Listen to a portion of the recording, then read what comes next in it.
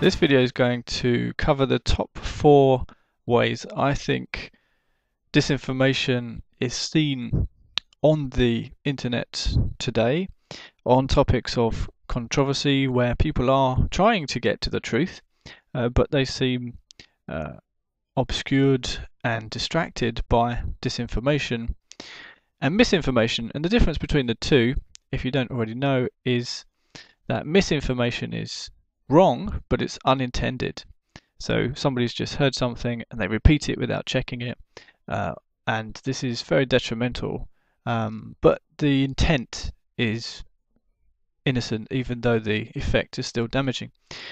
Disinformation is setting out knowing that you're going to lie, knowing that you're going to disrupt the information flow, knowing that you're attempting to cause confusion.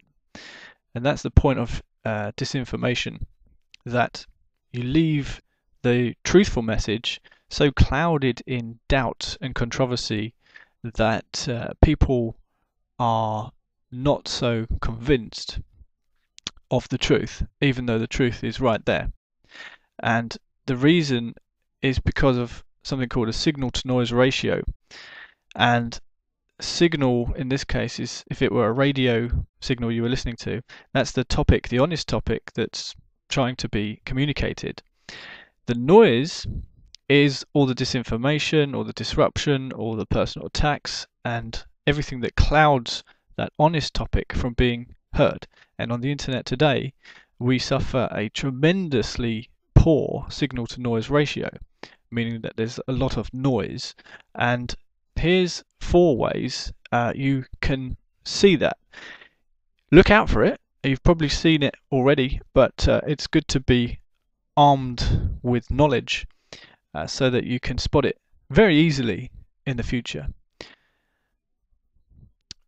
The first one is to provoke people with emotional and personal attacks. And we see this all the time on forums, and the purpose is to hijack people's attention away from the main topic and get people arguing about personal issues, getting people to defend themselves or attack other people's attacks. And it's quite easy to spot because they're usually personal attacks, calling people names and insults and undermining their work or opinion, or just attacking them blatantly. Look out for words in capital letters as well, because this is trying to suggest a higher intensity of the criticisms and accusations being leveled at other people. And the solution to this one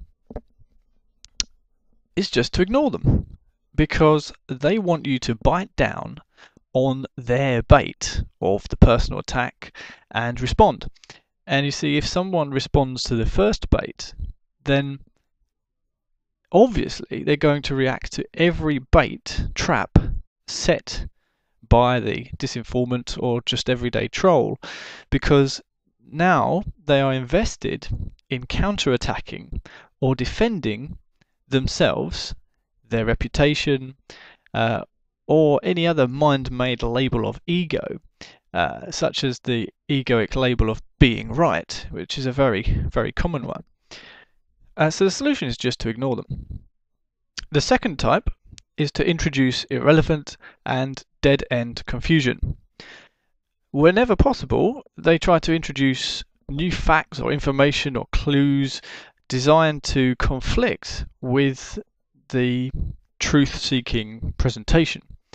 And it's a very useful tool for them, because what it does is it neutralizes the power of the truthful information, because it impedes somebody reaching a conclusion that is certain, and as intended, it brings in new doubts, it purposely fuels confusion, or it can send people off after different information, new developments, or completely apparently related but information that turns out to be a red herring and that was just a diversion or a distraction, or simply information that is semi-related but not helpful in finding the real issue, the real truth of the matter.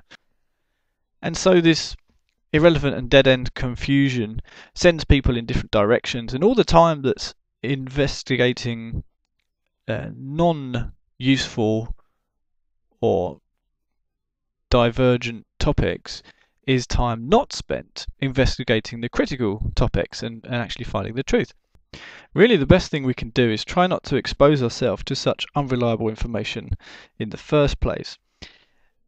Avoid taking recommendations from strangers, especially on forums with high traffic levels, because for the disinformants, that's where they're going to be primarily, because they're going to get a very high impact ratio of all the disinformation that they spread and all of the people that see it. So on smaller forums, it's less of a problem, but they are everywhere. So be very picky about who you listen to and who you take recommendations from. So for example, if we were to invest 6 hours in a video series of documentaries, who would we listen to? Some unknown person on a forum we know nothing about, or a completely random related video on YouTube that just happens to have a good, exciting title? No. A trusted blogger might be a good start, but of course there are people with a high profile who are disinformants as well. And the trick of disinformation is that you tell the truth 80 to 90% of the time. That way, people have faith in what you're saying, and your disinformation is very targeted and it's very powerful because nobody expects it, because all the rest of what you said, the 80 to 90% of truth that disinformants do emit, is true, and you can go and check it out, and everything they've said so far is true. But just occasionally, on topics which are sensitive to their agenda, perhaps protecting a group of people, for example, they will lie, but you won't notice it because everything else they've said has been true. The third type is character assassination by association. And this is a tool primarily of the mainstream media, who absolutely use this on a regular basis to attack people who are basically questioning the authority of the mainstream media, quite rightfully as well, questioning the authority of, again, the government and the establishment, you might say. And they come back with character assassinations by association with words that are unpopular and people know have negative connotations. So words like kooks, radical, terrorists even, conspiracy buffs, conspiracy loons, militia, radical, loony left, radical right, all of these kind of labels that are prejudged labels. So most people already have a filter that judges that word as negative, and when you put your name or your identity alongside it, the association of the two is detrimental to the image.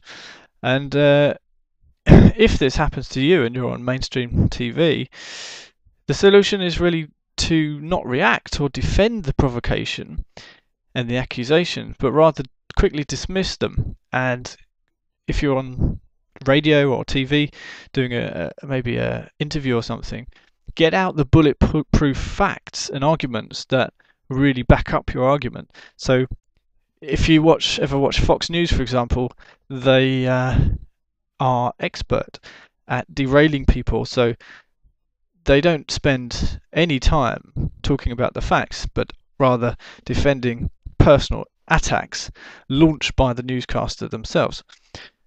And if this is an internet troll, just ignore them and continue to pump out the facts and what you know to be true and all the evidence that supports it.